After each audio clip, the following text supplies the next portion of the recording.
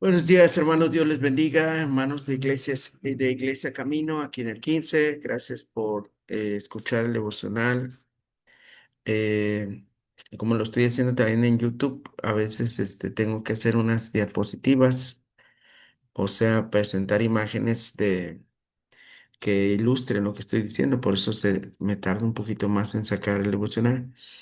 Pero buenos días a todos. Dios les bendiga. Gracias a Dios por este día, por sus bendiciones, por la salud que nos da, por el descanso en la noche. Gracias también por su palabra. Hoy vamos a estudiar Isaías 53 del versículo 10 al 12 y vamos a ver el tema de la expiación, expiación. Bueno, Isaías fue escrito más o menos 700 años antes de que Cristo llegara a la tierra, en un periodo de decadencia espiritual, porque la nación israelita había tenido varios reyes que no amaban a Dios y llevaron a la población a la idolatría. Pero en medio de todo eso salieron estas profecías, en medio de todas esas tinieblas y de conducta deplorable del pueblo de Dios. Surgieron estas profecías impresionantes en esta sección de Isaías que le llaman la sección del siervo sufriente, que Pablo hábilmente en el capítulo 16 del libro de los Hechos debió de haber usado esta parte para poder evangelizar en las sinagogas, hablando sobre que el Mesías iba a sufrir y luego lo identificaba con Cristo, como lo vimos el domingo en el culto. En los versículos que han sido anteriormente, del 10 y el 12, el profeta ha testificado de cómo Cristo iba a sufrir, varón de dolores, experimentado en quebranto. Ahora predice la gloria que ha de seguir después de sus sufrimientos. Lo vemos primero, sin embargo, los servicios que obtuvimos gracias a los sufrimientos de Cristo en su estado de humillación. Él, al ser humillado, nosotros fuimos bendecidos. Así que vamos a ver cómo nos amó, según se desprende por lo que hizo a nuestro favor y en nuestro lugar. Y bueno, lo primero que notamos aquí es eh, leer, ¿verdad? Isaías 53, 10 al 12. Isaías 53, 10 al 12, lo leemos y dice así: Con todo eso, Jehová quiso quebrantarlo, sujetándole a padecimiento. Cuando haya puesto su vida en expiación por el pecado, verá linaje, vivirá por largos días y la voluntad de Jehová será en su mano prosperada. Verá el fruto de la aflicción de su alma y quedará satisfecho. Por su conocimiento justificará a mi siervo justo a muchos y llevará las iniquidades de ellos. Por tanto, yo le daré parte con los grandes y con los fuertes repartirá despojos. Por cuanto derramó su vida hasta la muerte y fue contado con los pecadores, habiendo él llevado el pecado de muchos y orado por los transgresores. Aquí tenemos este versículo entonces de lo que estamos mirando aquí ahora. Lo primero que debemos mirar es que Jesús se sometió a las demandas. Jesús se sometió a las demandas de la justicia de Dios. El verso 10 dice, Jehová quiso, es decir, tuvo a bien quebrantarlo, sometiéndole a padecimiento, o sea, haciéndole que se enfermase hasta la muerte. Es la idea del texto poético este, ¿verdad? Los hombres pensaban que Dios le había puesto así por algún grave pecado que él mismo hubiese cometido, como dice el verso 4. Ciertamente Él llevó nuestras enfermedades y sufrió nuestros dolores, y nosotros, dice, le tuvimos por azotado, por herido de Dios abatido. O sea, nosotros le tuvimos, o sea, pensamos que Dios lo estaba abatiendo por pecador, ¿verdad? Es la idea. Ahora bien, es cierto que Dios le había herido, pero no por ningún pecado suyo propio, sino por los nuestros. Y eso es la expiación. La expiación es ese sacrificio sustituto. Tú deberías estar en la cruz, yo debería estar en la cruz. Sin embargo, Cristo fue el que estaba en la cruz. Así que Dios demandaba una justicia perfecta por eso de ahí que la expiación en el Antiguo Testamento, que era ilustrada por el sacrificio de animalitos, estos debían de ser perfectos. ¿De dónde puedes sacar un humano perfecto para que fuera el sacrificio perfecto para nuestro Dios? Bueno, solamente que Dios mismo se encarnara y se hiciera hombre. Ahora, los críticos han dicho esto, que cómo es posible que Dios demande un sacrificio humano. Bueno, en realidad no fue solo humano, sino fue el sacrificio del Hijo de Dios, del hombre que fue hecho del hombre que habitaba en él la plenitud de la deidad, Colosenses 2:9. Cristo habitando eternamente con el Padre, teniendo la misma autoridad y poder. ¿Quién le puede pagar a Dios sino solo Dios?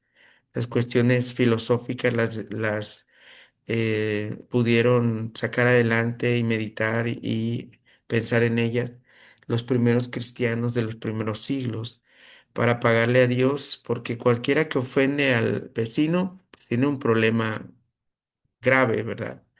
Pero no tan grave como si ofendiera al delegado de su población. Ahora, podría ser no tan grave si este personaje ofendiere al gobernador de Jalisco. Pero quizá tuviese más problemas si esta persona ofendiere al presidente o en este caso a la presidenta de la República, le cometiese algún delito, le golpease, se le acercase y le violentase, entonces él tendría un problema más elevado. Si se fijan, depende a quién ofende, la falta se vuelve más grave, ¿verdad? No es lo mismo enojarte con un vecino, a enojarte o a pelearte o a dañar a un presidente. Ahora, ¿cómo solucionas el problema? Porque cuando uno ofende a Dios, la falta se vuelve hasta el cielo, o sea, se hace tan grande como el cielo.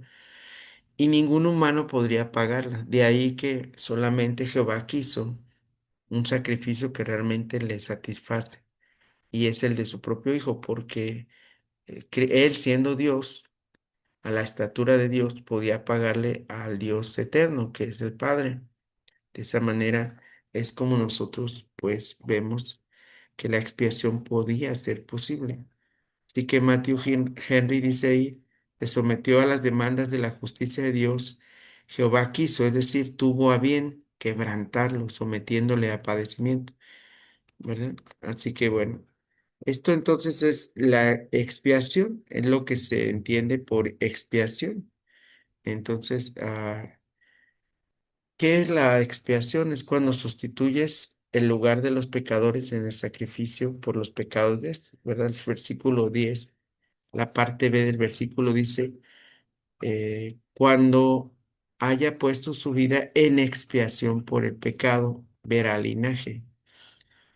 Este, así que por eso dice Moriarty, que puse ahí su dicho, Matthew Henry cita a Moriarty, dice, la palabra Asham, expiación, ay, disculpe, no sé mucho pronunciar el hebreo, lo estoy transliterando como está.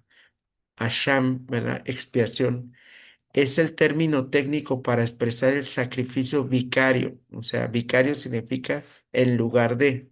O sea, que en lugar de que tú te hubieras sacrificado, él se sacrificó. En la que la víctima sustituye al pecador. Claramente dice aquí.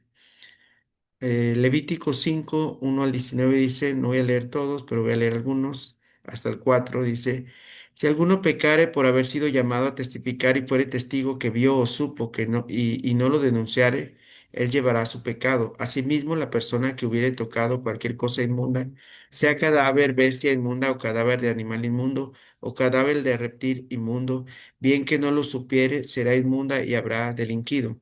O si tocare inmundicia de hombre, cualquier inmundicia suya con que fuera inmundo, no lo echare de ver, si después llegare a saberlo, será culpable.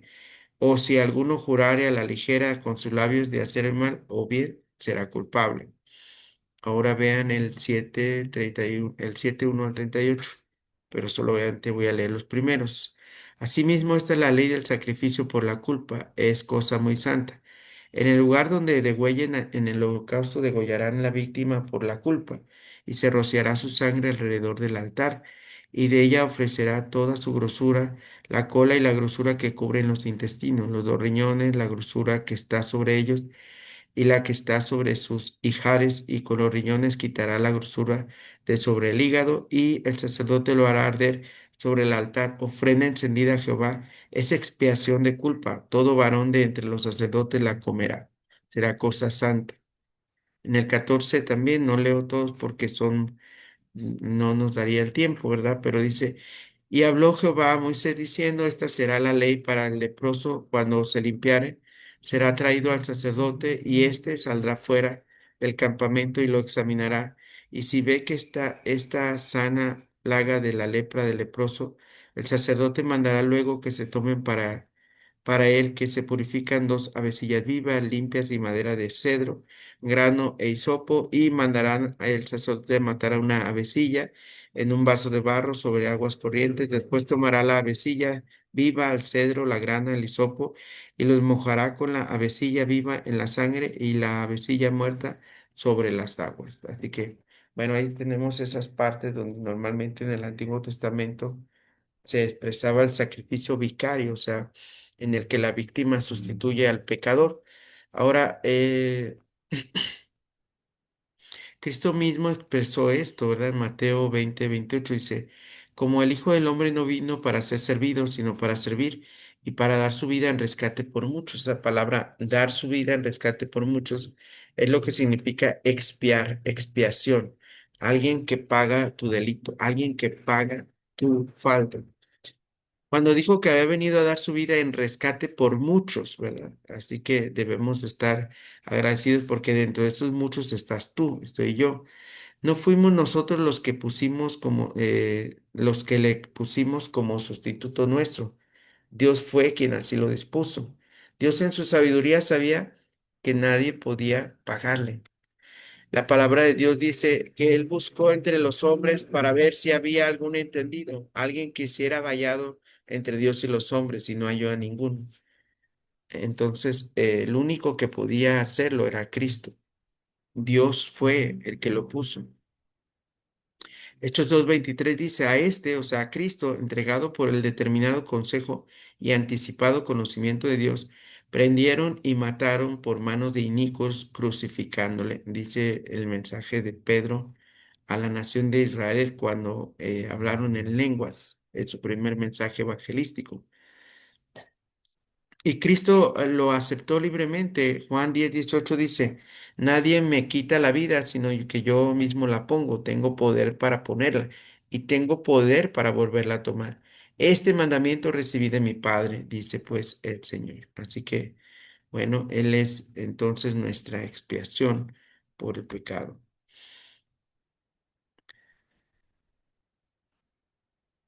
También, eh,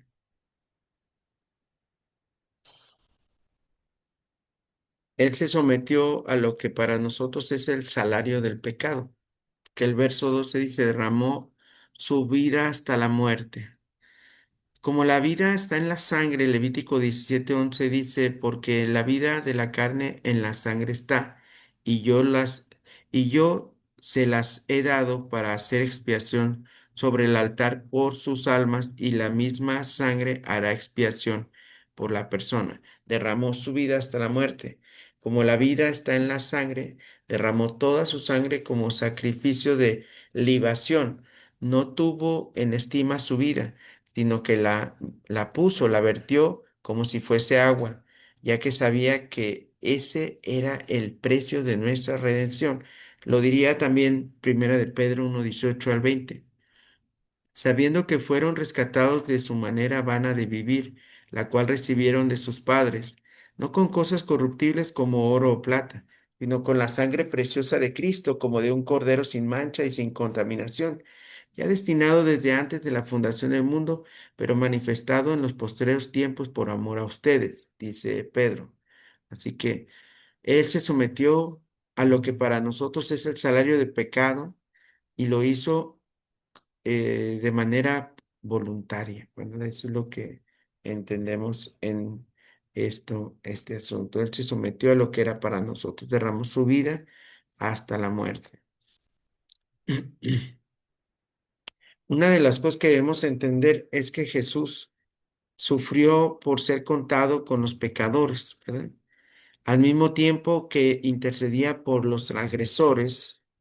En el verso 12 dice, por tanto, yo le daré parte con los grandes y con los fuertes repartirá despojos, por cuando derramó su vida hasta la muerte, fue contado con los pecadores, habiendo él llevado el pecado de muchos y orado por los transgresores. O sea, él lo contaron como transgresor, pero él sí tenía algo importante, él oraba por los transgresores, ¿verdad? Entonces, él oraba por los transgresores.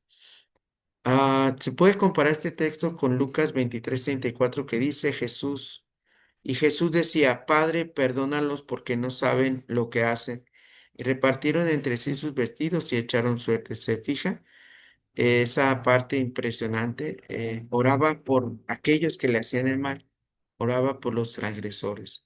No solo fue contado como un malhechor, sino también ajusticiado en medio de dos malhechores. ¿Se acuerda que al lado izquierdo de Jesús, al lado derecho de Jesús, había dos malhechores? Eso lo ponían como si fuesen lo peor de los tres, porque lo pusieron en el centro. Durante su vida fue también contado con los transgresores, porque fue tenido por quebrantador del sábado, siempre lo acusaban de que quebraba el sábado, quebrantaba el sábado, que no lo respetaba. En la ley judía estaba escrito, 6 días adorarás y 6 días trabajarás y uno adorarás. Se le acusó de comelón y borracho y por amigo de pecadores y de prostitutas. Aquella oración de Lucas 23:34, Padre, perdónalos porque no saben lo que hacen, fue como un lenguaje de su sangre que no clamaba venganza, sino misericordia por la ignorancia de la persona, ¿verdad?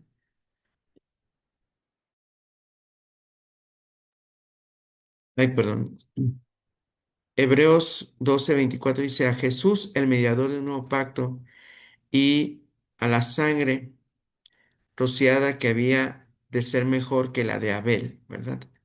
Esa es entonces este, bueno, aquí está las referencias, vamos la Reina Valera y el comentario de Matthew Henry para ayudarnos en este devocional. Bueno, Dios les bendiga. ¿De qué manera este pasaje te anima para este día, te bendice? ¿De qué manera lo puedes aplicar a tu vida?